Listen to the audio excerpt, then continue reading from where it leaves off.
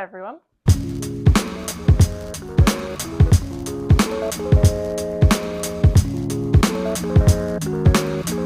It's been a couple days over my weekly schedule, so I do apologise.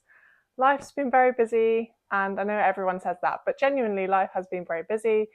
Just general life getting in the way of wanting to pursue my hobby, which is so annoying. But we are back today with a shorter video, as some of you have said that maybe half an hour is too long, so I'm going to keep it short and snappy and see how that goes. I think it would be good to have a mix of both longer half-hour videos versus the 10 to 15 minute ones. So going to keep it short and snappy today with simple ways to upgrade your home. So I've got a few more ideas to throw your way, a few more tips and tricks up my sleeve just to make your home feel a little bit more elevated through my own research and inspiration, watching other people's videos, looking through Pinterest and identifying those bits that I like within snapshots of people's homes that I think can really help elevate your space. So the first one that I've said before, and I'll say it again, is to add some moody lighting. I know it's really hard when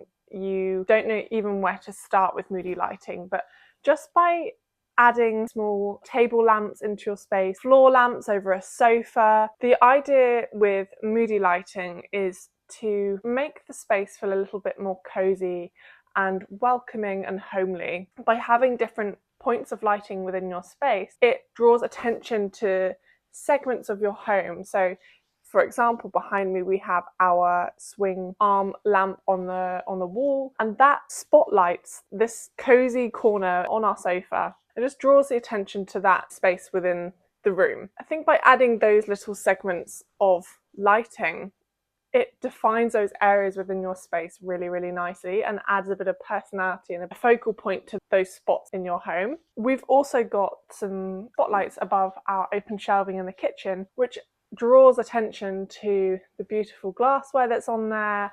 It draws attention to that area of the kitchen that I really like, and it's my favourite part of the kitchen. Adds that point of focus within that space, and I think it's quite achievable to do. The lighting that we've got is from IKEA. It's very simple to do. You can get these battery operated LED lights that you can just put into the sconce as such, so you don't have to wire it in if that's an issue with renting, or you feel like you don't want to add holes into the walls or get an electrician in, which can be expensive. That's a good way to add lighting into your space without making it such a permanent fix. The other advice that I have with the moody lighting, so the different table lamps, floor lamps, or whatever it is to get dimmable light bulbs. So I've recently bought a dimmable light bulb, like a smart light bulb from Amazon, for this light here. I literally can do it on my phone, so you can choose the colour of the light, you can choose the warmth, so a warm white or a cooler white, and then you can dim the light as well and add timers, all sorts of things, and you can do that with all the light bulbs. So if you were to buy that and put them in all your low level light, that's a really good way to add a bit more ease into your life. And just having that app, I can't remember it, but I will pop it here, what it's called, and I'll pop the link in the description box, because actually it was like £6 I think for the light bulb, which is a little bit more expensive than your average light bulb, but it's obviously dimmable, it's smart. So yeah, I would recommend that, because that is a really good find, and it saves you having to get an electrician in to make them dimmable and all that malark. I will link that below, because that was a real good find. The next one is to stock up on table linen. How many of you are guilty of just plonking the kitchen roll on the table when you have dinner, or buying paper napkins when you've got a special occasion? It's such a simple way and inexpensive way to elevate your table and dining experience with friends and family, if you're having people over, or if you're literally just sitting down having your own dinner and want to romanticize your dinner. Adding the table linen is a really easy way to add a little bit more personality into your table setting to make it feel more special, because I think with paper napkins, I don't think you get that feeling of luxury when you're dining, and it's just a real simple way to have various different patterns, incorporate colour into your space, which we've spoken about before. It's a real nice nod to adding a bit more personality into your space, and a way to make your guests feel a little bit more welcome as well. When you see someone's put proper linen napkins out, it makes you feel a bit special inside, and it makes you feel like someone's put the effort into you sitting down and enjoying dinner with them. And if you're feeling creative, how about going to your local fabric shop and picking up some fabrics that you really like and you can buy by the meter and make your own. Start by finding patterns that you think cool or nostalgic. Bring those patterns in and make your own napkins, because they must be fairly simple to make. I think I might actually put that on my list to do, because that is a fun way of adding personality into your space by doing something that's made by you and you've created and you can feel proud of every time you sit down and you eat dinner. My next tip of today is not neglect your front door. I think people start by redecorating inside your house, kitchen, your living room, your bedroom, bathroom, whatever it is, but quite often the front door is low on the priority list for redecoration. But it's the first thing you see when you come in and you leave your property. And I think it's a fun way of adding your personality to your home, and by adding a lick of paint to your door, or changing out the doorknob, or adding a new name for your house, if you've got a name or a number, adding a new number for your house, is a simple way of refreshing the space. So when I moved in here, I just needed to buy everything from scratch. Obviously, it was my first property. I bought a boring welcome mat, so a floor mat for outside the door, and I decided it's time to get a new one. So I got a fun one. It's from John Lewis. It was like £12 or something ridiculous like that. It was really good value, actually. It had different colours going through it, and it was every time I walk through the door now when I come home from work, or I come home from generally being out and about, it lifts my mood. That small area of the first thing you see when you arrive home, it does genuinely lift your mood. And I wish I could paint the outdoor of my front door, but we live in an apartment block, so I don't think that's allowed. But I have thought of painting the internal door side the same colour as the hallway colour, which is like a green. I think it's olive green from Dulux, I believe, because it looks a bit neglected, and I think it could feel so much more homely with a lick of paint or fresh touch to it. So my advice would be, if you can, repaint your front door, give it a bit of love. Very often that's the bottom of the list in terms of DIY interiors to-do lists.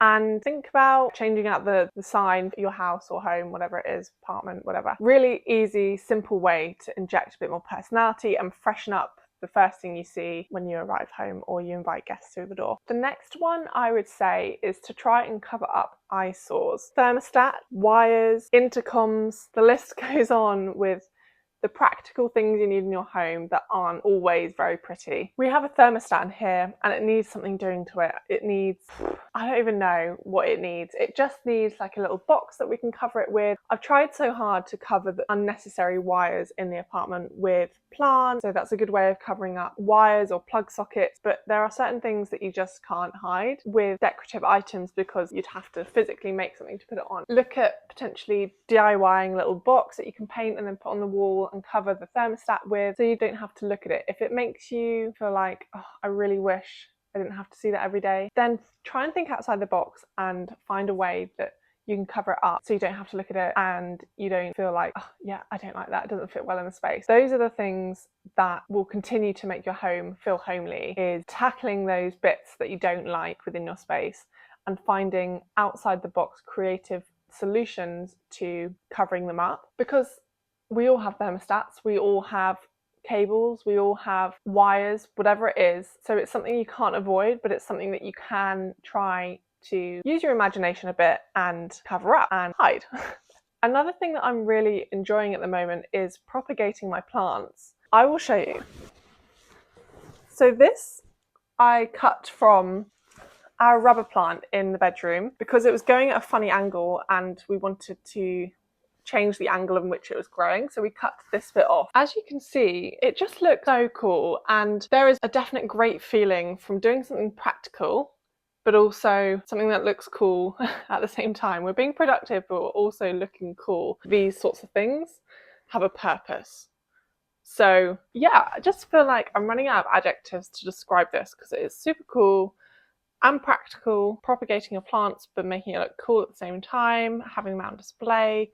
Just, yeah, encouraging other people to start gardening and loving plants as much as I do. I'll show you a picture of what it looks like on the coffee table because We currently have a black tray from Zara Home with this on and a nice hand cream and a Zippo, and it looks really cool. It looks unique. People always say, oh, that looks cool. Pretty stoked about that one. So if you want to propagate, make it look cool. Right, so that is all I have time for today. I am headed to a charity shop because I'm on the hunt for new bedside tables. It's time to get new bedside tables because our ones are falling apart, and we would like some nice wooden bedside tables that can be a little bit of a project for me to sand down and to spruce some more life into them. So I'm off to the charity shop to find some bedside tables. I found the most beautiful swing arm floor lamp in my local charity shop, but I saw it out in the stock room, not for sale. I asked the lady, is it for sale? You want to let me buy it? And I got shot down. Basically, they have to wait for the electrician to pat test it, to come out and do all their lighting. Obviously, I guess they have to make sure that what they're selling is safe, which I totally understand. I did ask when the electrician was coming out, but I think that caused a bit of friction there. So yeah, every day I've been walking up on my lunch breaks to the charity shop in my local town to see if it's for sale, and it's not. So I don't know whether to let go of that one, whether it's for sale or not. I don't know. It was such a beautiful lamp, and it makes me sad to think that someone else might have it or bought it or whatever. So I don't know, pretty sad about that one. But anyway, let's leave it on a positive. Thank you very much for watching. I will be back next week, potentially with a different video. I feel like I've done a lot of these tips and tricks things, which is cool, but I want to go down a different avenue and see what else I can do to spice it up a bit. Go check out my Instagram if you haven't already. Hello, my microphone died, but thank you for watching, and I will see you next week. Bye.